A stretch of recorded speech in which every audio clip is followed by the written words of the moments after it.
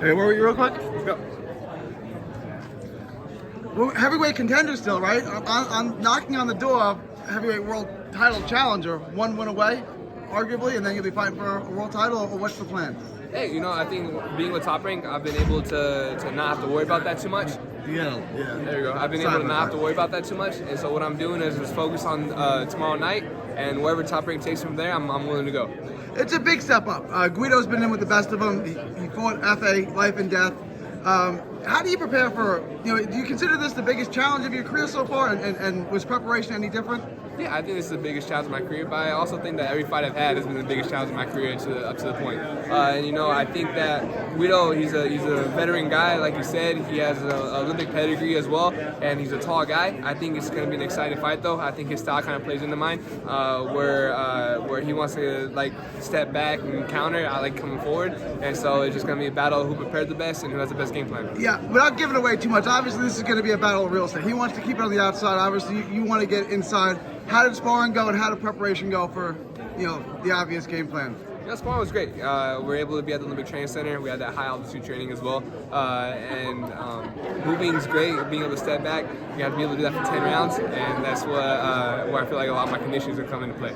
Your hand speed, your footwork, your angles are really unique for a heavyweight. There's not too many heavyweights that can do that. Has he ever seen anything like you before?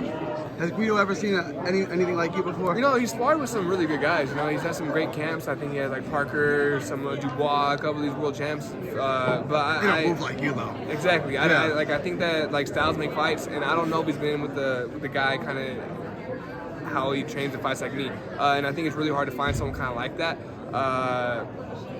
And so I wouldn't say he's been there too much with someone that has my style and is also a southpaw as well.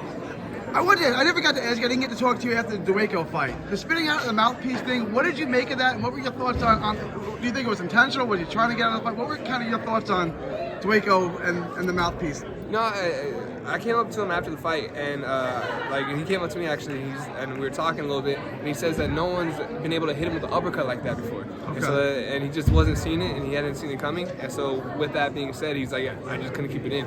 Because it did end your knockout streak. Yeah. I mean, I think that's a blessing and a curse. I don't really like being able to tell people that I'm 12-0 with 11 knockouts. It kind of, sounds a little less tantalizing, I guess. But now I don't really have that pressure of maintaining the knockout streak either.